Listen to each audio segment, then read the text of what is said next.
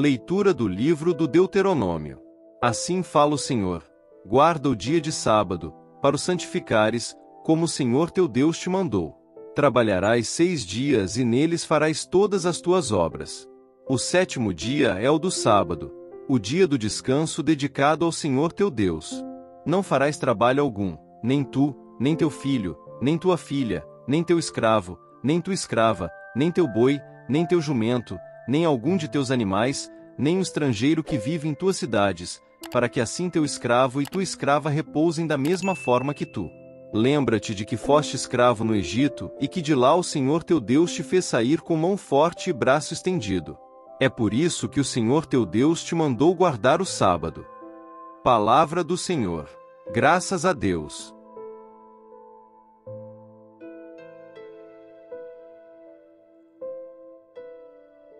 Leitura da segunda carta de São Paulo aos Coríntios.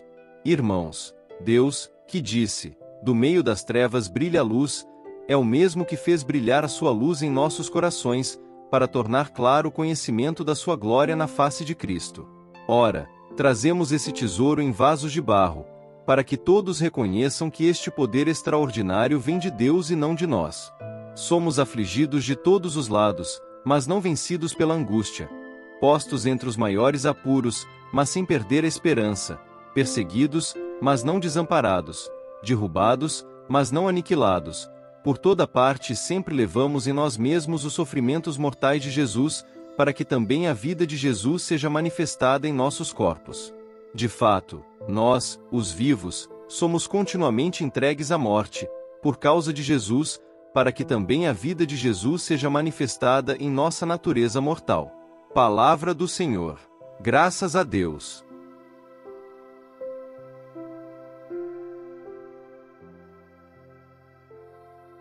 Proclamação do Evangelho de Jesus Cristo segundo São Marcos.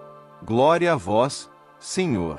Jesus estava passando por uns campos de trigo, em dia de sábado. Seus discípulos começaram a arrancar espigas, enquanto caminhavam. Então os fariseus disseram a Jesus: olha, porque eles fazem em dia de sábado o que não é permitido. Jesus lhes disse: por acaso, nunca lestes o que Davi e seus companheiros fizeram quando passaram necessidade e tiveram fome? Como ele entrou na casa de Deus, no tempo em que Abiatar era sumo sacerdote, comeu os pães oferecidos a Deus, e os deu também aos seus companheiros. No entanto, só aos sacerdotes é permitido comer esses pães. E acrescentou: o sábado foi feito para o homem, e não o homem para o sábado. Portanto, o Filho do Homem é Senhor também do sábado. Jesus entrou de novo na sinagoga. Havia ali homem como mausika. Alguns o observavam para ver se haveria de curar em dia de sábado, para poderem acusá-lo.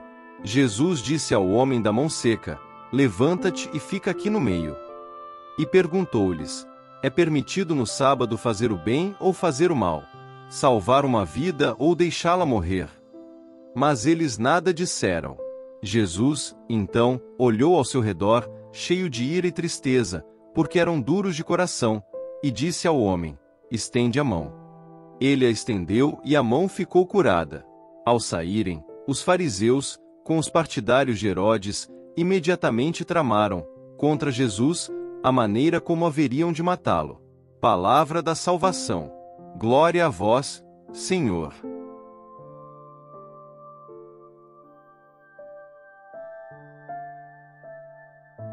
Meus queridos irmãos e irmãs em Cristo, hoje, somos abençoados com leituras que nos chamam a refletir profundamente sobre o sentido do descanso, da luz de Cristo em nossas vidas e da verdadeira essência da observância das leis de Deus.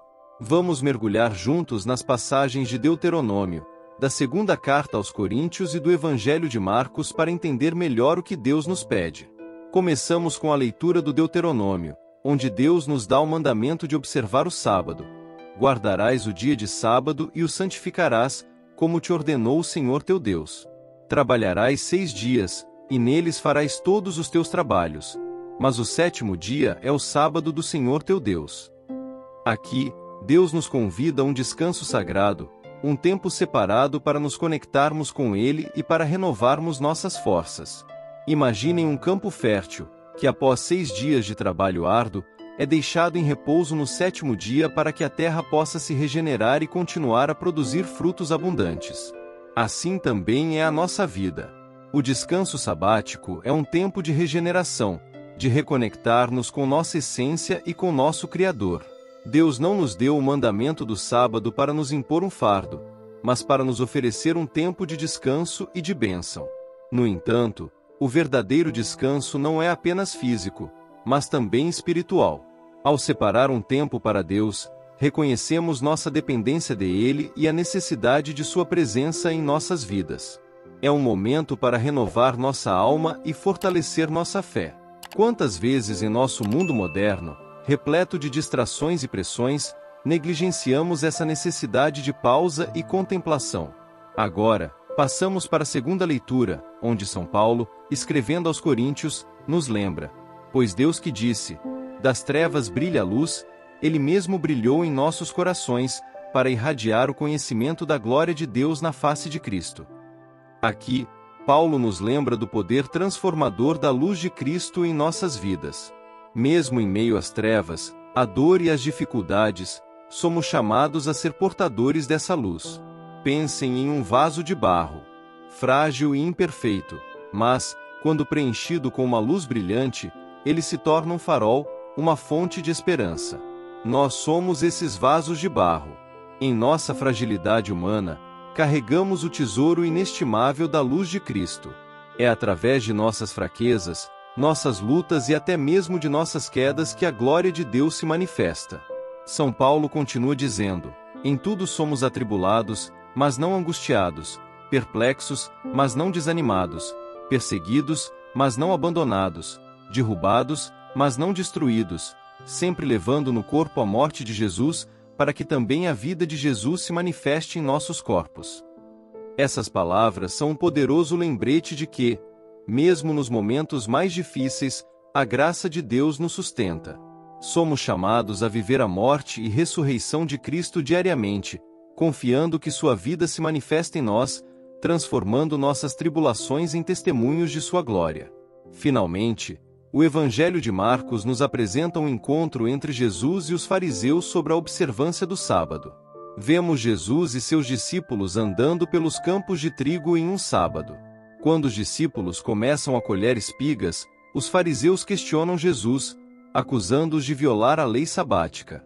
Jesus responde com sabedoria, lembrando-os que o sábado foi feito para o homem, e não o homem para o sábado. Portanto, o Filho do Homem é Senhor também do sábado. Jesus nos ensina que a verdadeira observância da lei de Deus vai além do cumprimento literal. É sobre entender o propósito profundo das leis divinas, que é promover a vida, a justiça e o amor. Ele nos mostra que a misericórdia e a compaixão devem guiar nossas ações, mesmo quando se trata da observância das leis religiosas. Em um outro episódio no mesmo Evangelho, Jesus entra na sinagoga e cura um homem com a mão atrofiada em um sábado, desafiando novamente as interpretações rígidas dos fariseus. Jesus pergunta: é permitido no sábado fazer o bem ou fazer o mal, salvar uma vida ou matar? Com isso, ele nos desafia a refletir sobre nossas próprias práticas e prioridades. Será que estamos presos a regras e tradições ao ponto de esquecer o espírito de amor e compaixão que deve guiar nossas vidas? Vamos aplicar isso em nosso dia a dia. Quantas vezes nos encontramos julgando os outros ou a nós mesmos com base em regras rígidas, esquecendo o coração da mensagem de Cristo? Somos chamados a ser misericordiosos, a buscar o bem e a colocar o amor acima de tudo. Isso não significa negligenciar as leis de Deus, mas sim entendê-las e vivê-las com um coração cheio de amor e compaixão.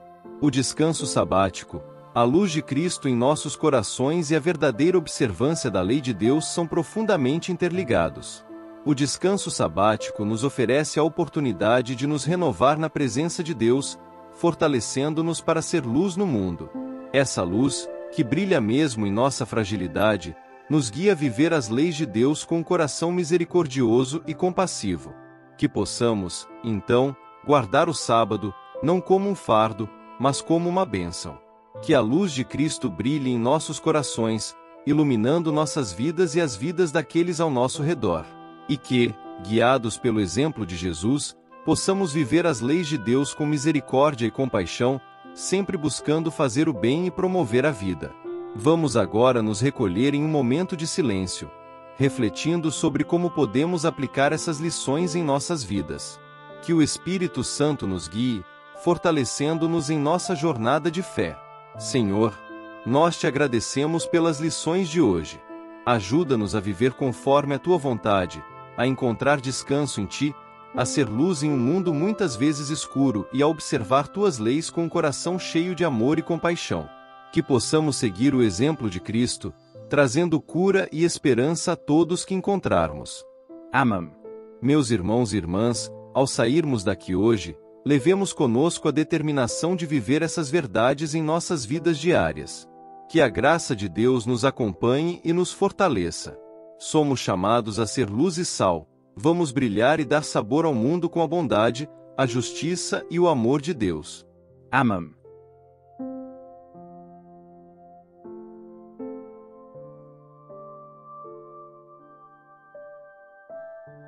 São Miguel Arcanjo, defendei-nos no combate. Sede o nosso refúgio contra as maldades e ciladas do demônio. Ordene-lhe Deus, instantemente o pedimos, e vós, príncipe da milícia celeste, pela virtude divina, precipitai no inferno a Satanás e aos outros espíritos malignos que andam pelo mundo para perder as almas. Amém.